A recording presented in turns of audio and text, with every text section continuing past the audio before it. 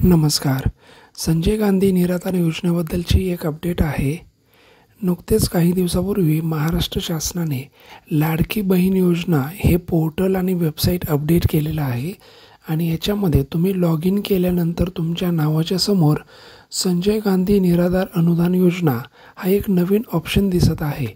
जर त्याच्याखाली येस किंवा नो असे 2 पर्याय आहेत. जर येस असेल तर याचा अर्थ असा आहे की तुम्ही संजय गांधी निराधार योजनेचे लाभार्थी आहात आणि इथून पुढे तुम्हाला लाडकी बहीण योजनेचे पैसे मिळणार नाहीत.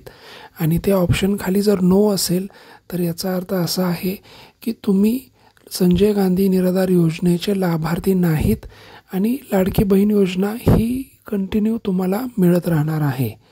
तर नुकत्याच झालेल्या या शासनाच्या वेबसाईट पोर्टलची अपडेट संजय गांधी निराधार योजनेबद्दलची होती.